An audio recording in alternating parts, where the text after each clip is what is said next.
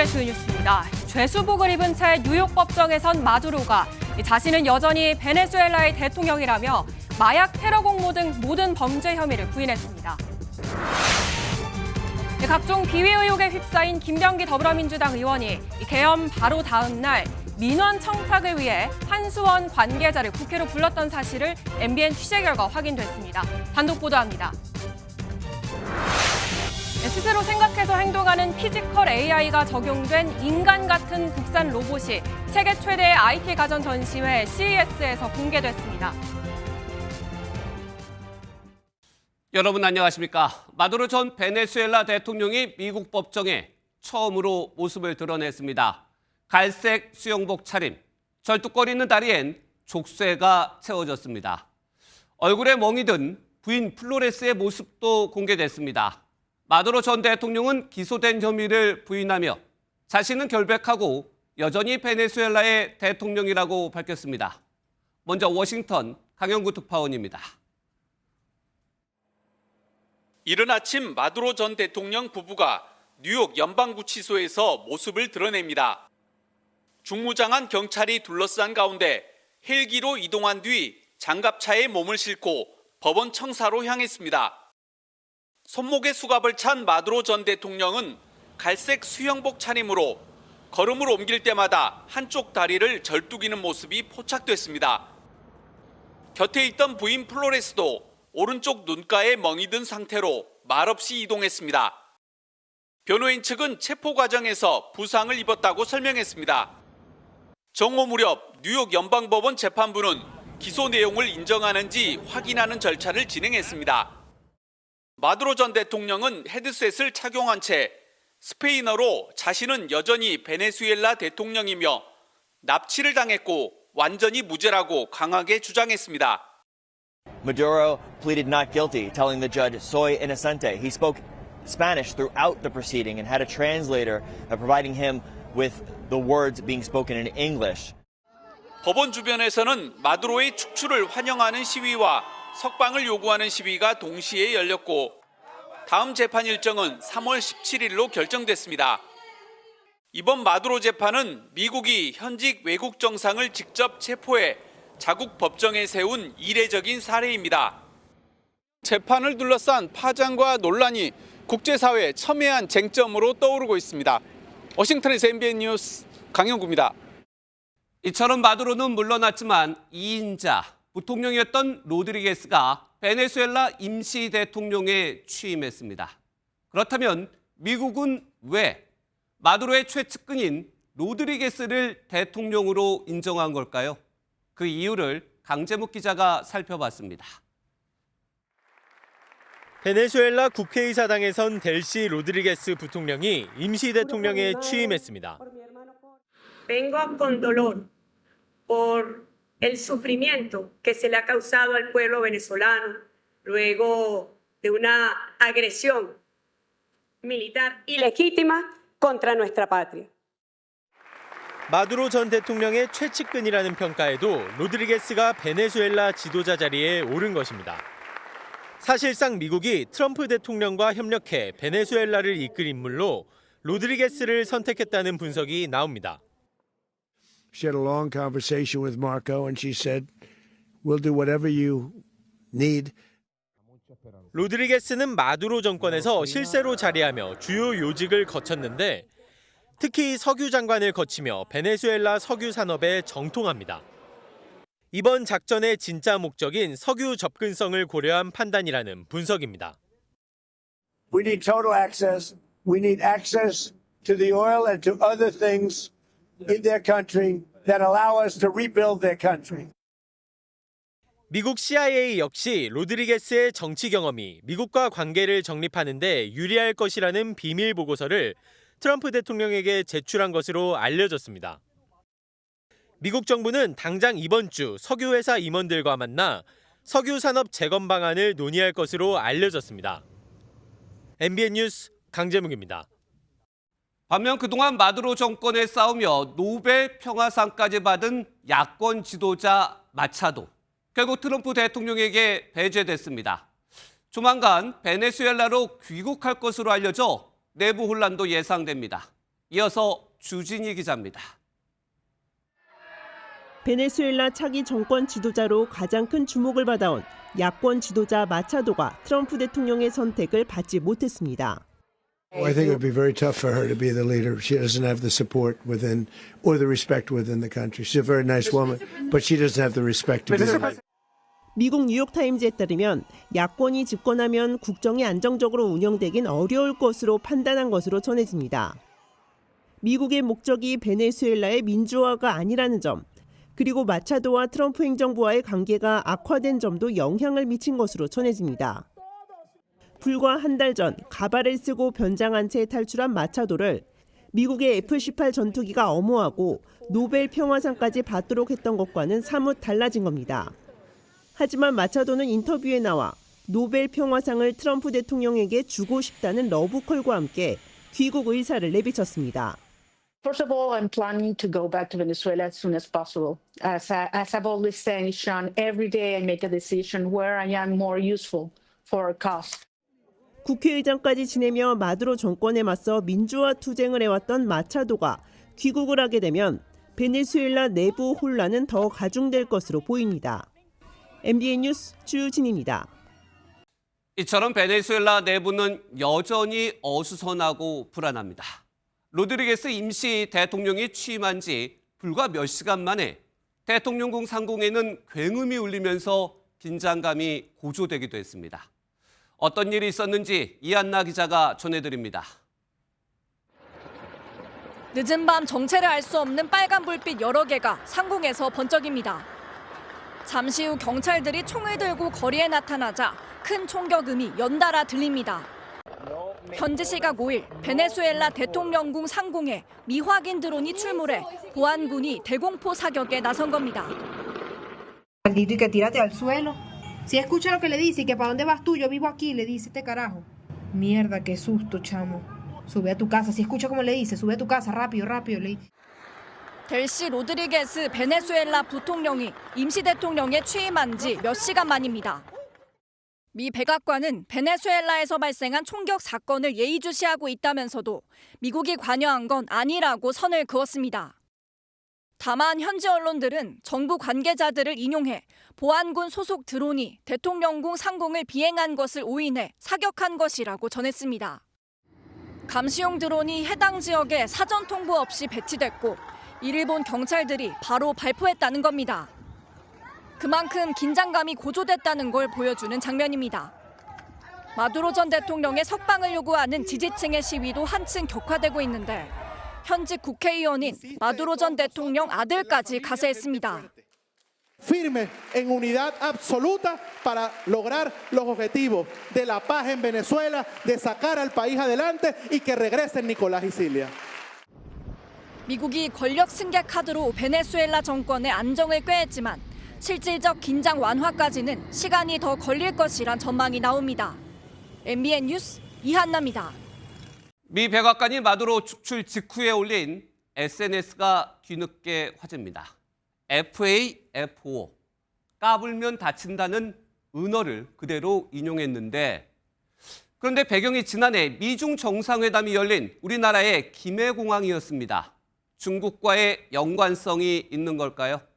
정민영 기자입니다. 편안한 옷차림의 마두로 전 대통령이 공식 석상에서 신나는 노래에 맞춰 춤을 추고 있습니다.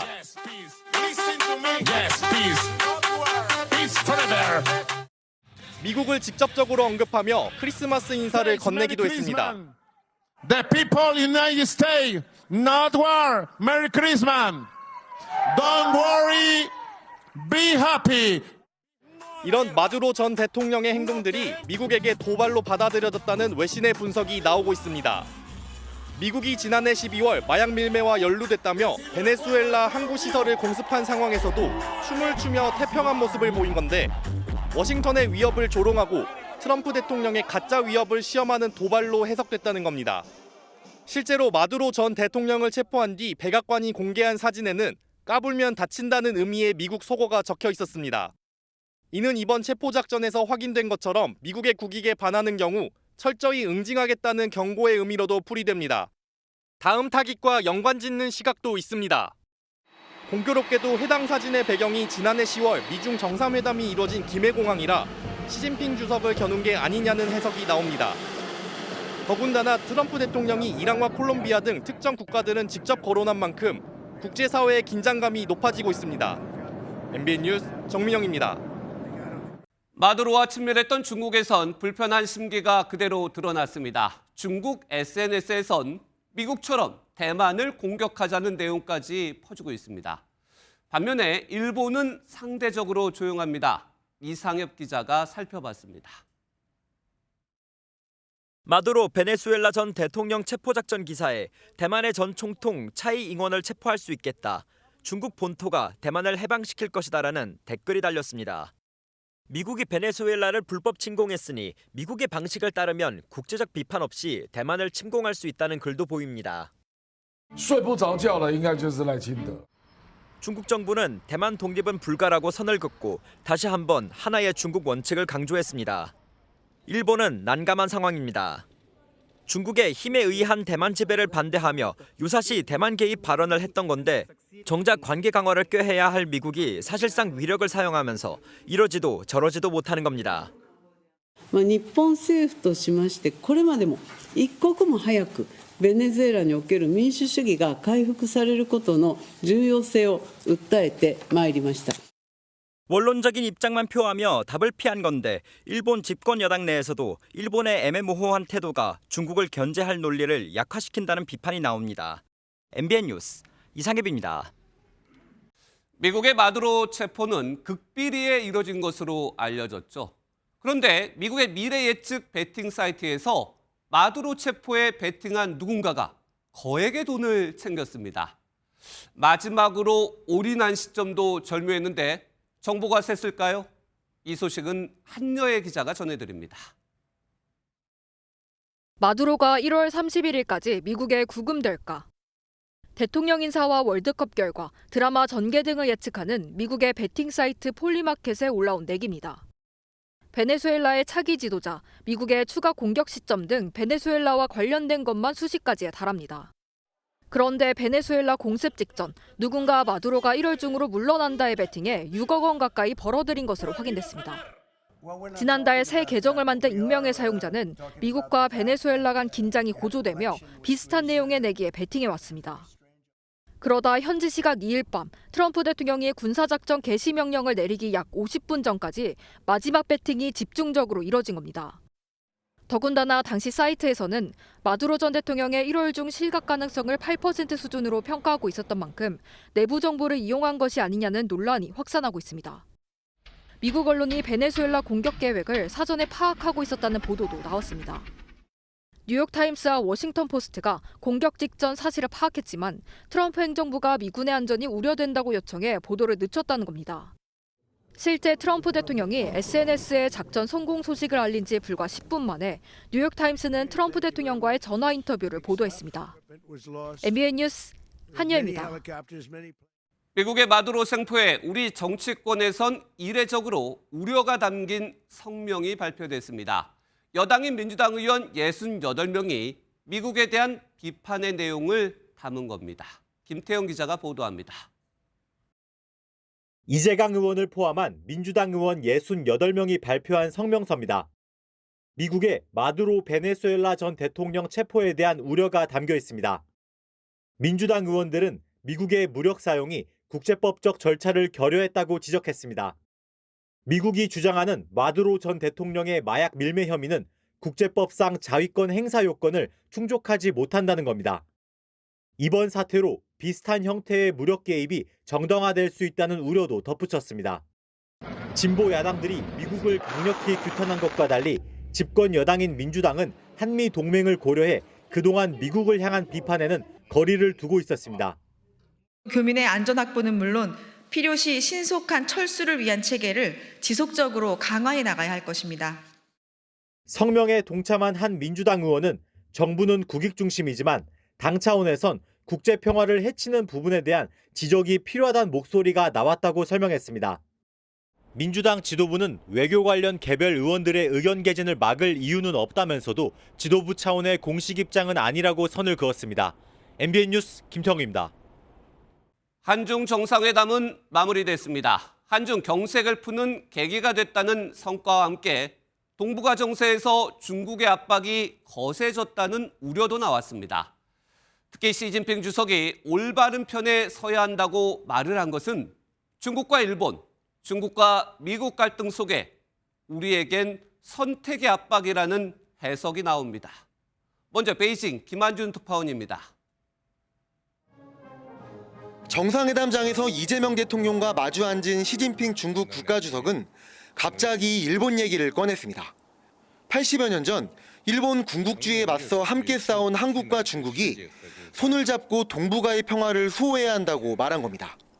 应当坚定站在历史正确一边，做出正确战略选择。 두 달 전 정상회담에선 아예 언급하지 않았던 일본을 이 대통령 앞에서 직접 거론한 건데 제3국 이야기를 한 것 자체가 이례적이라는 평가입니다. 대놓고 직격한 일본과 달리 미국에 대해선 평상시 비판할 때 자주 쓰는 보호주의라는 말을 쓰며 애둘러 공격했습니다. 보호주의에 반대하고 세계 다극화를 추진하는데 두 나라가 기여해야 한다고 말한 겁니다. 시 주석의 이런 발언에 대해 일본 언론들은 한미 일을 분열시키면서 대만 문제에서도 한국을 중국 쪽으로 끌어들이기 위한 의도가 있다고 분석했습니다. 谁拉住了韩国，就意味着谁对对方具备了2打1的态势。 시 주석이 중국의 입장을 더 존중해달라는 요구를 공개적으로 밝힌 만큼 지금 당장은 큰 문제가 아니더라도 앞으로 우리 외교에 적잖은 부담이 될 수도 있다는 예상이 나오고 있습니다. 베이징에서 MBN 뉴스 김한준입니다. 이처럼 뼈 있는 말들이 오갔지만 중국 국빈 방문 기간 분위기 자체는 나쁘지 않았습니다.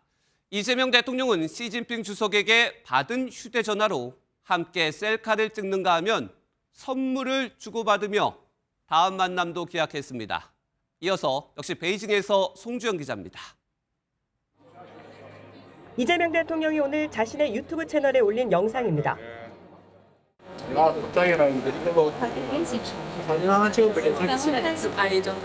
휴대전화를 꺼낸 이 대통령의 셀카 제안에 시진핑 중국 국가주석이 응했고 이 모습을 발견한 양국 정상 배우자도 함께했습니다. 시 주석이 사진 기술이 좋다고 칭찬하자 이 대통령은 경주 에이펙 정상회의 때 주신 선물이라고 화답했습니다. 摄影技术不错. 촬영 잘 하시면 사진 기술 좋습니다. 촬영 기술. 그때 주신 선물. 어제 한중 정상회담 때 탄생한 셀카 비하인드 장면입니다. 화기애애한 분위기는 정상회담 후 선물 전달식 때도 이어졌습니다. 우리는 기린도와 금박 용모넥자, 펑리 위한 여사를 위한 탐화 놀이개 등을 선물했습니다. 중국 측은 펑 여사가 직접 부른 노래가 담긴 CD를 이 대통령 부부에게 전했습니다. 국립중앙박물관은 간송미술관이 소장한 청나라 석사자상 한 쌍을 중국에 기증하기로 했는데 1933년 일본 경매로 확보한 유물입니다. 이 대통령은 베이징에서 마지막인 오늘 경제사령탑인 2인자 리창 국무원 총리와 만나 오찬을 함께했습니다. 이번 만남을 통해서 양국 관계의 발전 방향에 대해 정말 오랜 친구 간처럼 기탄 없이 의견 교환을 하고 한중 관계의 획기적 발전에 전기가 되기를 바랍니다. 我愿意同总统先生就我们共同关心的问题坦诚地交换意见。 이에 앞서 중국 국회의장격으로 서열 3위인 자오러지 전국인민대표대회 상무위원장과도 면담했습니다. 베이징에서 중국 서열 1, 2, 3위 인사를 모두 만난 이 대통령은 잠시 뒤 상하이 당서기와 만찬을 함께합니다. 중국의 경제 성장을 이끄는 상하이에서 이 대통령은 중소기업 협력 방안과 항일운동 유적지 보존 등을 논의할 전망입니다. 베이징에서 MBN 뉴스 송주영입니다. 연일 불거지는 김병기 의원에 대한 의혹 단독 보도로 전해드리겠습니다. 김 의원이 비상계엄 다음 날인 2024년 12월 4일 민원을 해결하기 위해 한국수력원자력 관계자를 국회로 부른 것으로 확인됐습니다. 한수원 부지에서 운영 중인 건설 현장 식당, 이른바 한밭집을 계속할 수 있도록 청탁을 했다는 의혹입니다. 먼저 길기범 기자가 단독 보도합니다. 비상계엄이 해제된 지난 2024년 12월 4일 더불어민주당은 비상시국대회와 의원총회 등을 열며 숨가쁜 일정을 소화했습니다.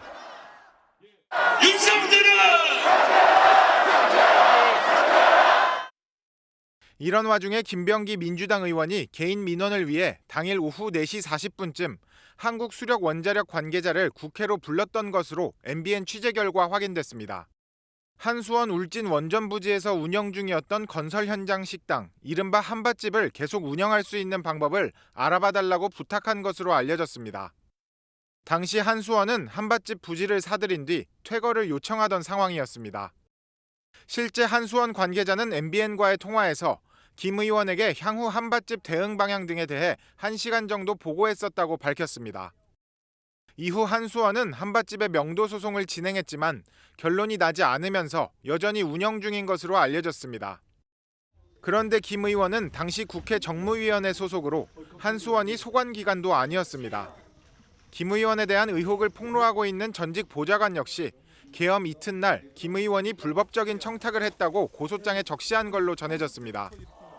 게다가 계엄 해제 이후 국회 출입이 엄격하게 관리되던 상황에서 개인 민원 처리를 위해 외부인을 불렀다는 점도 도마에 오를 전망입니다.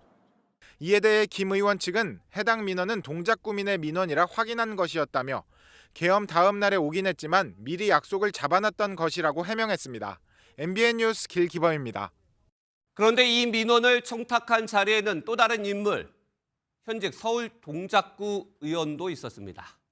해당 구의원은 김병기 의원 차남의 편입 의혹과도 관련된 인물로 또다시 사적으로 동원했다는 논란이 일고 있습니다. 이어서 박혜빈 기자가 단독 보도합니다. 12.3 비상계엄 이튿날 한국수력원자력이 김병기 의원실에 보고하는 자리에는 현직 동작구 의원 A씨도 함께 있었던 것으로 확인됐습니다. A씨는 현재 경찰이 수사 중인 김 의원 차남의 숭실대 편입 의혹과도 관련된 인물입니다.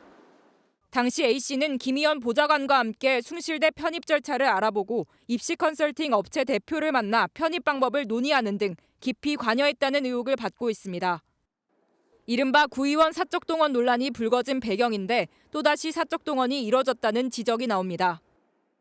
A씨는 MBN이 확보한 전직 동작구 의원들의 탄원서에도 등장하는 것으로 확인됐습니다. 한 전직 동작구 의원은 A씨를 김병기 의원의 최측근이라고 주장하며 A씨를 통해 1,000만 원을 전달했다고 탄원서에 적었습니다. 또 다른 전직 구의원이 작성한 탄원서에는 김 의원에게 전달할 정치자금이라며 A씨가 현금을 요구했다는 내용도 담겼습니다. 공천원금을 전달했다는 의혹이 불거진 가운데 A씨는 지난달 27일 자신의 페이스북에 김병기 의원의 전직 보좌관들이 왜곡된 주장과 2차 가해를 이어가고 있다며 관련 의혹을 전면 부인했습니다. MBN 뉴스 박혜빈입니다.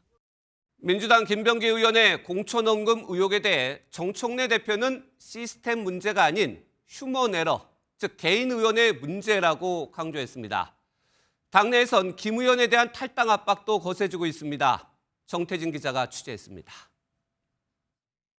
제명을 당하는 한이 있더라도 저는 제 손으로 탈당을 하지 않겠습니다.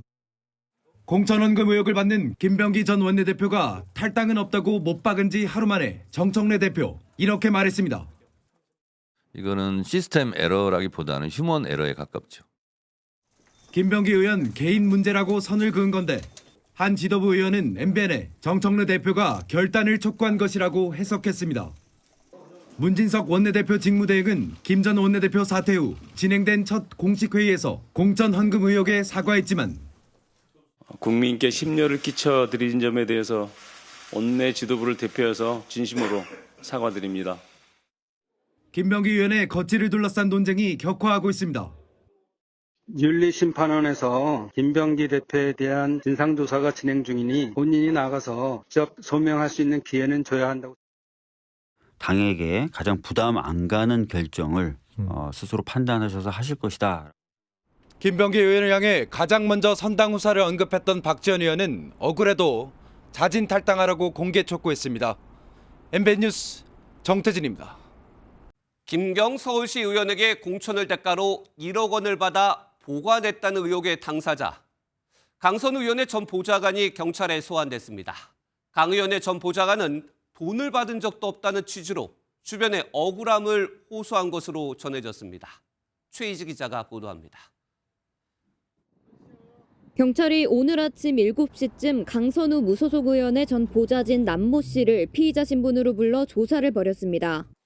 남 씨는 지난 2022년 4월 당시 강 의원의 지역 사무실에서 사무국장을 지냈는데 지방선거 공천을 앞두고 김경 서울시 의원 측으로부터 1억 원을 전달받아 보관한 의혹을 받고 있습니다.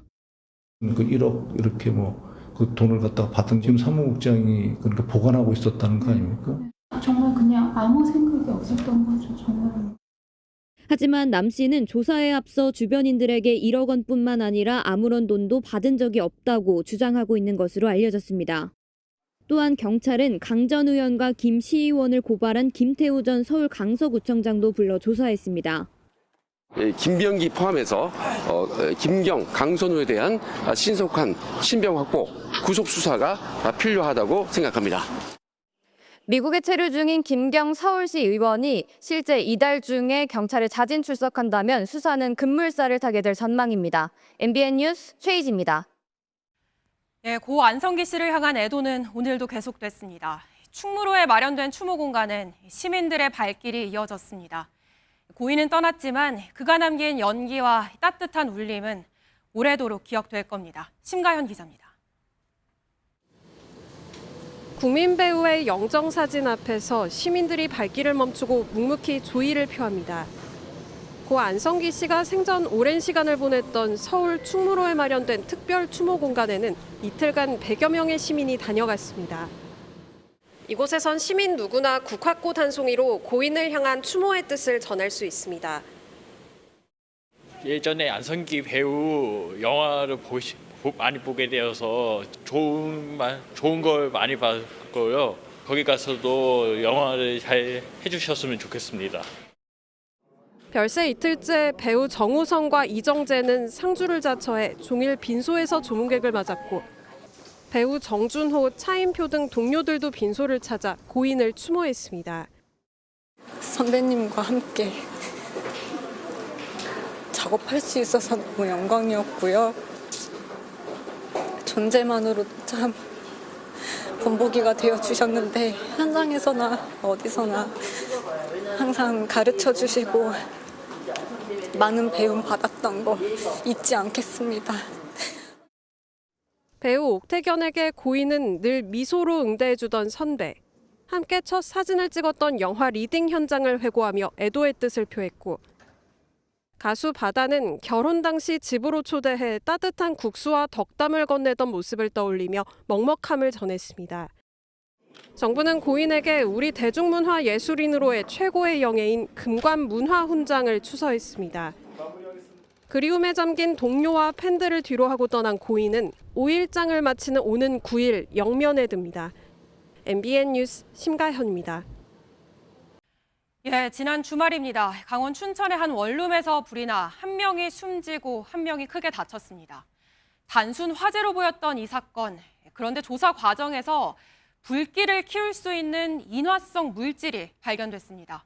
고의로 불을 냈을 가능성이 있는 겁니다. 장진철 기자입니다. 시꺼먼 연기가 뿜어져 나오는 반지하 방에 소방대원들이 물을 뿌립니다. 방 안은 모두 탔고 건물 곳곳도 검게 그을렸습니다. 불은 반지하 방에서 시작됐습니다. 불은 약 1시간 만에 꺼졌는데 불이 꺼진 뒤 집 안에서 한 여성이 숨진 채 발견됐습니다. 또 60대 남성이 기도 화상을 입어 중환자실에서 치료 중입니다. 한 번도 본 적도 없고 이 아저씨도 한 달, 2달 전에 뭔가 보고는 못 봤어요. 여자 들락거리는 것도 못 봤어요. 단순 화재처럼 보였지만 조사 과정에서 새로운 사실이 나왔습니다. 방 안에서 인화성 물질을 담은 통이 발견된 겁니다. 경찰이 주변 CCTV에서 이날 새벽 두 사람이 함께 집으로 들어갔고 남성만 나와 통을 들고 들어간 뒤 불이 시작된 것을 확인했습니다. 혼자만 빠져나온 이 남성, 소방대원에게 방 안에 여성이 있다는 말도 하지 않았습니다. 경찰은 60대 남성을 현주 건물 방화치사 혐의로 불구속 입건했습니다. 경찰은 피의자의 상태 호전 여부에 따라 피해자와의 관계 및 범행 동기 등에 대해 수사할 예정입니다. 혼자 빠져나온 남성과 알고 지내온 피해 여성은 부검 결과 특별한 외상은 발견되지 않았습니다. MBN 뉴스 장진철입니다. 이번엔 단독 보도입니다. 자신의 연인과 함께 누워있던 남성을 폭행한 20대 남성이 경찰에 붙잡혔습니다. 살해 위협을 느낀 피해자는 황급히 달아났는데 경찰은 가해 남성에 대해 구속영장을 신청했습니다. 황지원 기자의 단독 보도입니다. 골목길에 빠져나온 한 남성이 쫓기듯 황급히 달아납니다. 몸과 옷에 피가 묻은 채로 편의점으로 들이닥친 뒤 직원에게 도움을 요청합니다. 두려운 듯 가게 문을 잠그거나 창고에 숨은 뒤에도 빗자루를 들어보이며 경계하기도 합니다. 잠시 뒤 출동한 경찰이 주택가에서 다른 남성을 체포하는 모습이 발견됩니다. 지난 4일 오전 7시쯤 서울 금천구의 한 빌라에서 20대 남성 A씨가 남성 B씨의 얼굴 등을 마구 폭행한 혐의로 긴급 체포됐습니다. 얼굴이랑 팔이랑 다 맨발로 하는 것밖에 없고. A씨의 폭행으로 얼굴과 손 등의 부상을 입은 B씨는 신발도 신지 못한 채 여기서 200m 이상 떨어진 편의점으로 달려가 도움을 요청했습니다. A씨는 여자친구 집을 찾았다가 함께 누워있던 B씨를 발견한 뒤 범행을 저지른 걸로 전해졌습니다. 폭행 당시 물건을 사용한 정황도 있었던 걸로 알려졌습니다. 경찰은 A씨에 대한 구속영장을 신청하는 한편 정확한 사건 경위를 조사하고 있습니다. MBN 뉴스 황지원입니다. 예, 바로 이어서 화제가 된 사건을 파헤쳐보는 시간, 사건 추적 시간으로 이어갑니다. 사회부 김태희 기자가 나와 있습니다. 예, 김 기자, 바로 첫 번째 사건으로 볼까요? 누군가의 발언 같은데 이런 얼빠진 사자 명예훼손이라고 되어 있네요. 누가 한 말인가요? 네, 바로 이재명 대통령이 한 사건 기사를 공유하면서 SNS에 올린 글입니다. 예. 이 대통령도 분노한 사건입니다. 먼저 사진과 영상을 살펴보실까요?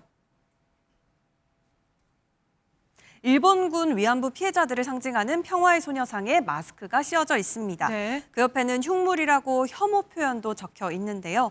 일명 소녀상 철거 챌린지라며 SNS에 올라온 사진입니다.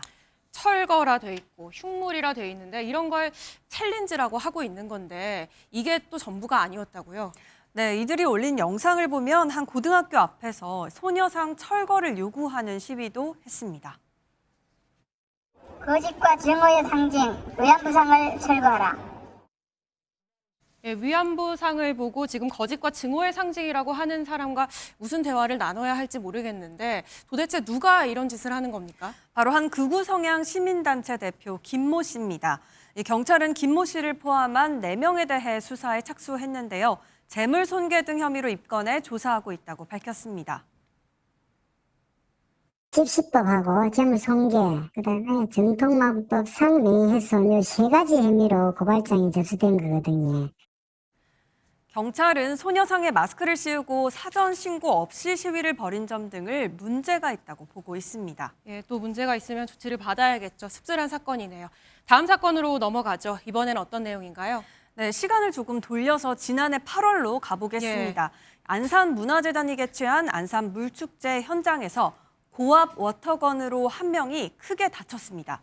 영상을 보시면 공연 중이던 학생들에게 이 행사 관계자가 워터건을 건네고요. 그렇네요. 이후 대학생 B씨가 쏜 고압 워터건에 맞아 A씨의 얼굴과 손등이 찢어졌습니다. 예, 워터건이라는 게 뭐 그냥 번역하면 뭐 물총, 장난감처럼 보이지만 굉장히 지금 위험한 물건처럼 보이는데 결국에 지금 행사 관계자들이 검찰에 넘겨졌다고요? 네, 맞습니다. 이 피해 학생 측이 행사 관계자들을 고소했고요. 이 경찰은 4명을 기소 의견으로 검찰에 송치했습니다.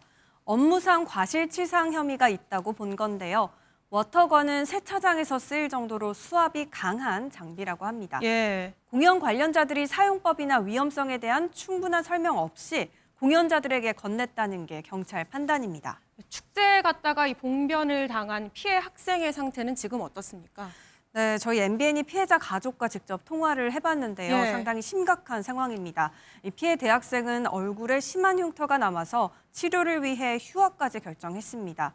또 피해자 측은 사고 이후 지금까지 책임지는 사람이 없다고 토로했습니다.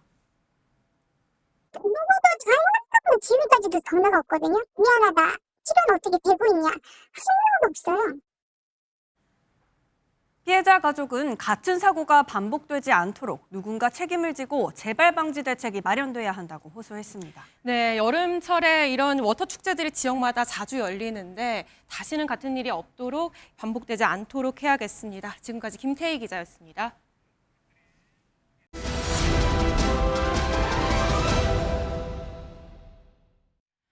예, 직접 삽질을 하고 이렇게 지게차까지 운전하는 북한 김정은 위원장의 모습입니다. 우크라이나 전쟁에 파병된 군인들의 추모 기념관 공사 현장인데요. 이번에도 옆에 딸 김주애가 보이죠.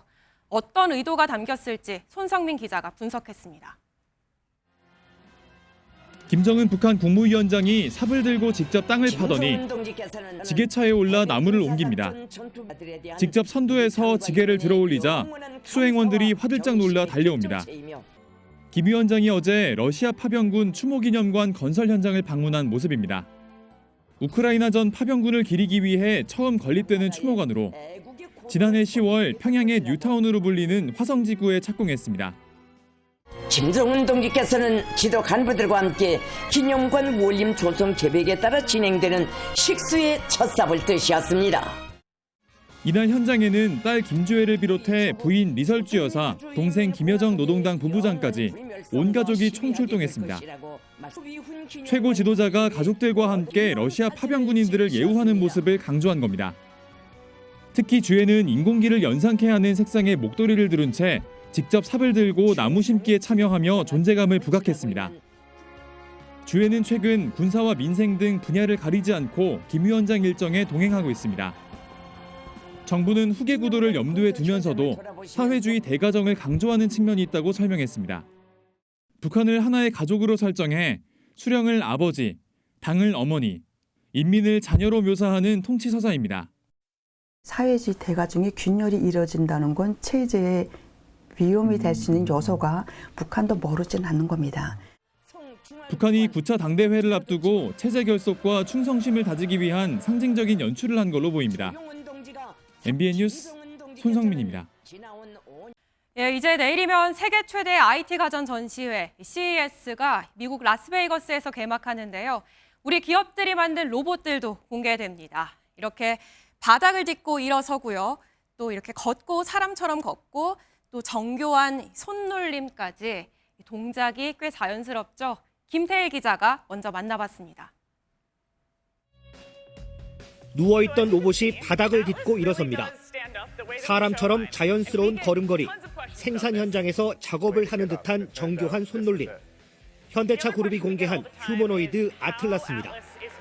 목이 360도 돌아가며 모든 방향을 인식할 수 있고 어깨와 팔, 허리 등 대부분 자유로운 움직임이 가능하며 손에는 촉각 센서를 탑재해 세밀한 조작도 할 수 있습니다. 스스로 생각하고 판단하고 행동하는 피지컬 AI의 고도화를 통해 가능한 일입니다. 아틀라스가 손으로 가리키며 소개한 또 다른 아틀라스 개발형 모델은 이런 고도화 덕분에 실제 오는 2028년 현대차 공장에서 인간과 함께 일하게 됩니다. More efficiently than humans, particularly in manufacturing environments where every second counts. LG전자는 가정용 로봇 클로이드를 공개했습니다. 냉장고에서 우유를 꺼내고 빨래를 능숙하게 개는 클로이드는 제한된 데이터로도 빠르게 학습하고 작업을 실행할 수 있도록 개발된 가정 특화형 로봇입니다. 클로이드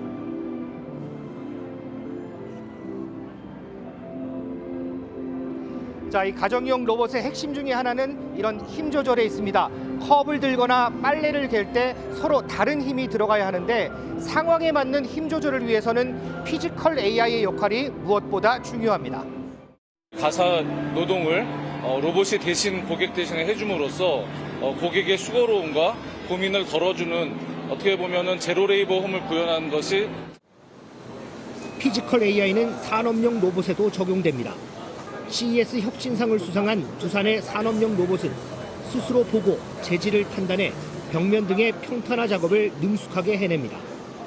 이번 CES는 세계 유수의 국가들에 맞서 우리 로봇 기술의 발전 방향을 가늠해 볼 수 있는 가늠자가 될 전망입니다. 라스베이거스에서 MBN 뉴스 김태일입니다. 해외로 가족여행 떠나실 때 괌을 선택하는 분들 많았는데요. 하지만 최근엔 이 고환율의 인기가 떨어지면서 이제 괌 가는 비행기에선 누워서 갈 정도라고 합니다. 이렇다 보니 대한항공이 아시아나와 합병하면서 이 괌 노선을 시장에 내놨는데 어떤 항공사도 관심을 갖지 않았습니다. 이승훈 기자가 보도합니다. 지난해 말 미국 괌을 향해 부산 김해공항을 출발한 여객기안. 한눈에 봐도 앉아있는 사람은 10명 남짓, 빈좌석이 훨씬 많습니다. 개인 SNS에도 비슷한 사진이 올라옵니다. 탑승을 마쳤는데도 승객이 보이지 않는 겁니다. 운항 편수가 5년 새 반 정도로 줄었음에도 승객이 더 크게 줄어 좌석이 텅텅 빈 겁니다. 왕복 항공권을 20만 원대에 구할 수 있음에도 출국하는 사람을 찾기가 쉽지 않습니다. 실제 지난해 괌으로 떠난 여행객 수는 70만 명대로 가장 사람이 많이 몰린 2019년에 비하면 50% 넘게 줄어들었습니다. 가장 큰 이유는 환율이 치솟으며 여행비가 늘어난 것. 3년 전 태풍 피해로 관광 인프라가 무너지면서 여행객들이 일본이나 동남아로 발길을 돌린 겁니다. 100만 원 정도 환전을 했습니다. 15%에서 20% 정도가 더 많이 들어가는 것 같습니다. 당연히 부담이 되죠. 때문에 대한항공이 아시아나항공과 합병하면서 괌 노선을 매물로 내놨지만 어떤 항공사도 관심을 갖지 않아 무산됐습니다. 반면 신혼여행지로 각광을 받는 하와이와 미국 본토 노선은 국내외 항공사들이 가져가면서 괌과 극명한 대조를 보였습니다. MBN 뉴스 이승훈입니다. 겨울이 되면 새콤달콤한 딸기나 귤이 떠오르죠. 올해는 그나마 가격이 괜찮다 싶었는데 최근 찾는 사람들이 늘면서 값이 뛰고 있습니다. 그나마 다행인 건요, 다음 주부터 생산량이 늘면서 가격이 좀 잡힐 거란 전망입니다. 홍지호 기자입니다. 서울의 한 대형마트. 제철을 맞은 딸기 진열대 앞으로 사람이 몰렸습니다. 그런데 가격이 만만치 않습니다. 얼마 전까지만 해도 500g 한 상자에 10,000원짜리도 있었는데 이제는 15,000원이 넘는 것도 보입니다. 딸기 100g의 평균 가격은 2,800원 정도인데 평년보다 24% 높은 수준입니다. 어느새 높아진 가격에 소비자들은 선뜻 손이 가지 않습니다. 달긴 달아요. 맛은 있어요. 있는데 가격이 비싸면 두 번 살 거 한 팩에 못 사. 올해는 생산량이 많아 지난달 한때 2,280원대까지 떨어졌는데 연말 연초를 맞아 수요가 늘면서 가격이 뛴 겁니다. 다행히 다음 주부터는 출하량이 늘 것이라는 관측입니다. 딸기 농가들의 추가 수확이 예정돼 있기 때문입니다. 1월 한 중순 이후가 되면 출하 상황이 지금보다 더 나아지기 때문에 소매 가격이나 이런 데도 영향이 이제 나타날 걸로. 10개에 4,300원까지 오른 또 다른 제철 과일 감귤 역시 이번 달 중순 이후 생산이 늘며 가격이 안정세를 되찾을 거란 전망입니다. MBN 뉴스 홍지호입니다. 예, 요즘같이 추운 날씨에는 당뇨병 앓고 계시는 분들 특히 주의하셔야겠습니다. 사망률이 40% 가까이 높아진다는 연구 결과가 나왔는데요. 왜 이렇게 한파에 취약한 건지 한범수 기자가 자세히 전해드립니다. 50대 후반 김경찬 씨는 지난해 8월 미끄럼 사고로 오른쪽 다리를 다쳐 수술을 받았습니다. 10년 가까이 알아온 당뇨병 때문에 혈관 기능이 떨어져 회복이 더딘 상태입니다. 상처가 깊으면 좀 많이 늦어지더라고요. 아무래도 걱정되고 좀 위하고 돼지고. 김 씨와 같은 당뇨병 환자는 국내에서만 600만 명에 달하는데 겨울철에 특히 조심해야 합니다. 한파가 이어지면 당뇨병 환자의 사망 위험이 최대 40% 증가하는 것으로 나타났습니다. 당뇨병 합병증 위험도도 27% 높아지는 것으로 조사됐습니다. 강추위 속에선 혈관과 호르몬 반응이 달라져 위험이 커집니다. 추위가 느껴지면 인체는 열 손실을 줄이려고 말초 혈관을 수축시킵니다. 그런데 당뇨병 환자는 혈관이 손상돼 있는 탓에 심근경색이나 뇌졸중을 앓게 될 수 있습니다. 강한 추위로 인해서 스트레스가 증가하게 되면은 그 스트레스 호르몬이 이 혈당을 조절하는 주요한 호르몬인 인슐린의 작용에 좋지 않은 영향을 미친다고 알려져 있습니다. 따라서 당뇨병 환자들은 너무 추운 날씨에는 외출을 피하는 게 낫습니다. 꾸준한 실내 운동도 중요합니다. 아파트 계단을 오르거나 집안에서 근육 단련을 하면 효과적입니다. MBN 뉴스 한범수입니다. 한파에 취약한 건 동물도 마찬가지입니다. 특히 사람에게 버려진 뒤 보호소에서 새 주인을 기다리는 유기견들에겐 매년 찾아오는 겨울이 유난히 혹독한 시기입니다. 추위에 봉사자들의 발길도 줄어든다고 하는데요. 장덕진 기자가 현장 취재했습니다. 유기견 보호소 견사에 바람을 막기 위한 비닐이 설치되어 있습니다. 이불을 넣어주자 개가 이불 위로 올라가 추위를 피합니다. 겨울이 되며 월동 준비를 했지만 추위를 막기에는 역부족입니다. 저녁에 물그릇을 다 놔주고 가거든요. 물이 다 얼어 있고 난방비로 보면은 한 300~400 정도 쓰는 것 같습니다. 현재 온도는 3도로 체감 온도는 1도로 느껴지는데요. 보호소에서 생활하는 이 개는 옷을 입고 겨울을 보내고 있습니다. 또 다른 보호소도 겨울이 버겁기는 마찬가지입니다. 내부 공간이 부족해 외부에 견사를 마련했는데 취재진이 살펴보니 바람을 막는 비닐은 군데군데 뜯어져 있습니다. 특히 날씨가 추워지면 기부 물품과 봉사자가 줄어 유기견을 돌볼 일손이 부족합니다. 지난해 주말 봉사자를 모집했지만 참여 문의가 하나도 없기도 했습니다. 근무자가 지금 부족해지면서 봉사자 모집을 좀 했었어요. 근데 봉사자가 정말 단 한 분도 지원을 안 하셔서 지난 3년간 매년 8만 마리 안팎으로 유기견들이 구조됐는데 입양되는 비율은 25%가 되지 못합니다. 결국 매년 버려지는 유기견들이 보호소에서 추운 겨울을 맞고 있습니다. MBN 뉴스 장덕진입니다. 공사비 부담 등으로 5년 넘게 표류했던 현대자동차 그룹의 강남 신사옥 공사가 다시 시작됩니다. 당초 계획했던 105층짜리 건물 한 동 대신 49층짜리 건물 3동이 들어설 예정입니다. 윤기란 기자입니다. 서울 코엑스 맞은편 대규모 공사 부지입니다.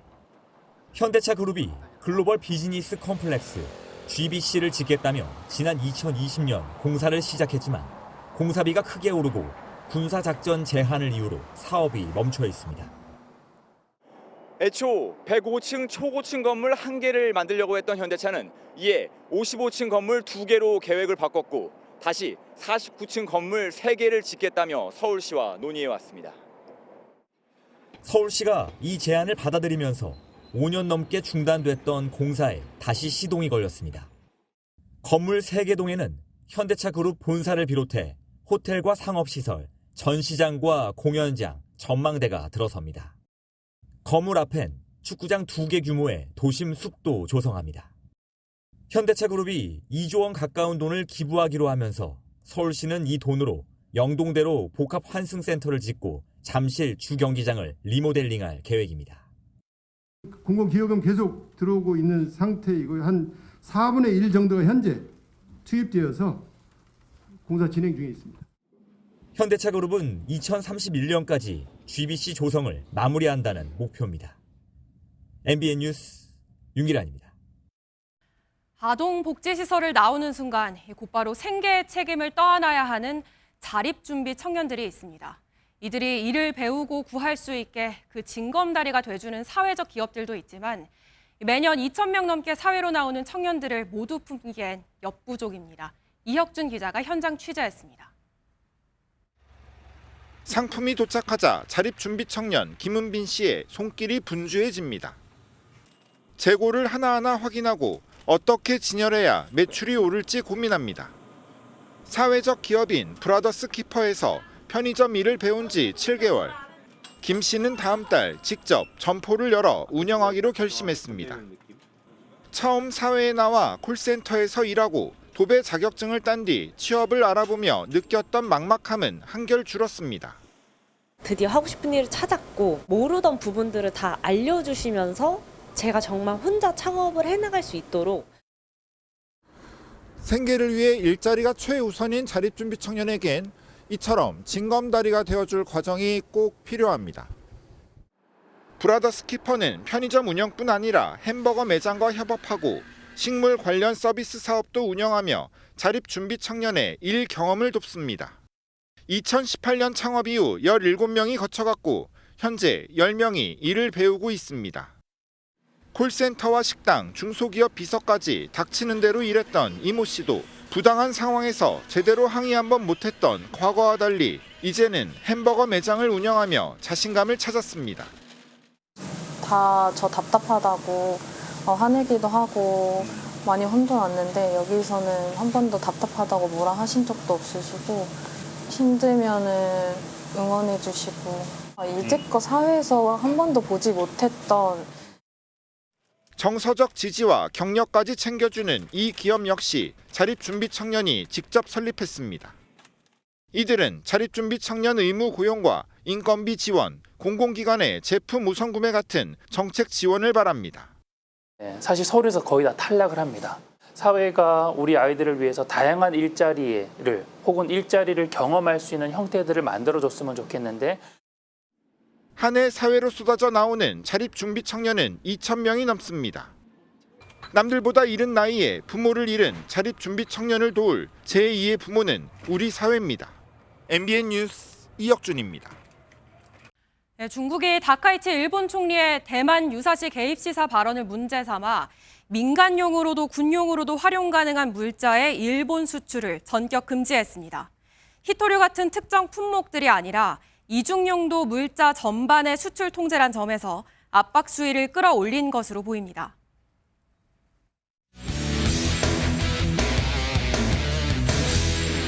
스포츠 뉴스입니다. 메이저리그 샌프란시스코의 이정호 선수가 토니 비텔로 신임 감독과 동료들을 한국으로 초대했습니다. 함께 비빔밥도 만들고 비석치기도 하면서 한국의 맛을 제대로 보여줬는데요. 그 현장에 황찬민 기자가 다녀왔습니다.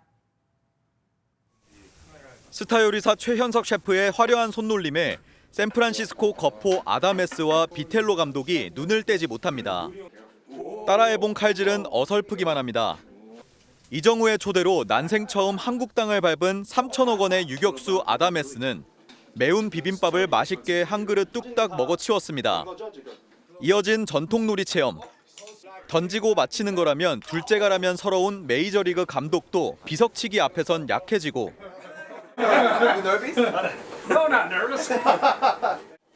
이정우가 보란듯이 한 번에 성공해 보이며 큰 소리칩니다. 메이저리그 진출 2년 만에 완전히 적응을 끝낸 이정우는 새 감독과 동료를 챙기는 팀의 주축이 됐습니다. 윌리에 왔을 때도 치킨 먹고 싶다 해서 제가 치킨 먹으러 갔는데 거기가 하필이면 또 얼마 전에 좀 핫한 스팟인 그 까무치킨이 들어갔어요. 동료들에게 한국을 소개하며 기분 좋게 새해를 시작한 이정우는 이제 본격적인 시즌 준비에 돌입합니다. 이제 곧 얘기할 것 같고요. 미국에 넘어가서 훈련하고 좀 시범경기 뛰다가 아마 일본으로 가지 않을까 싶습니다. 한국의 맛과 정에 푹 빠지며 이정우를 더욱 이해하게 된 샌프란시스코 동료들은 웃음 꽃핀 얼굴로 우승을 향한 기분 좋은 출발을 알렸습니다. MBN 뉴스 황찬민입니다. 지난해 KBO 리그 챔피언 LG 트윈스 선수들이 새해를 맞아 2연패를 향한 결의를 다졌습니다.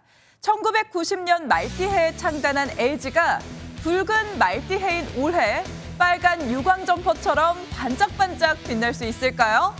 스포츠 뉴스였습니다.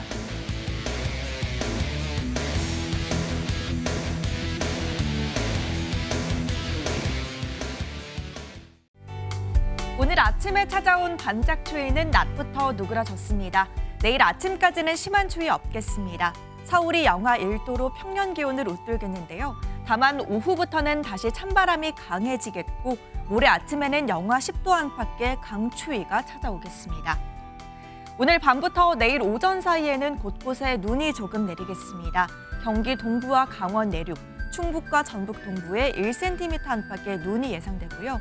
서울 등 그 밖의 지역에도 눈이 날리거나 빗방울이 떨어지는 곳이 있겠습니다. 내일 오전부터 하늘은 점차 개겠고요. 동쪽 지역은 대기의 건조함이 계속되겠습니다. 산불 발생하지 않도록 각별히 주의하셔야겠습니다. 내일 중부지방 낮 기온은 서울이 1도로 오늘보다 3도가량 낮겠습니다. 남부지방은 광주와 대구의 낮 기온 7도가 예상됩니다. 금요일 밤 중부지방을 시작으로 토요일에는 전국 대부분 지역에 눈이나 비가 내리겠습니다. 내셨습니다.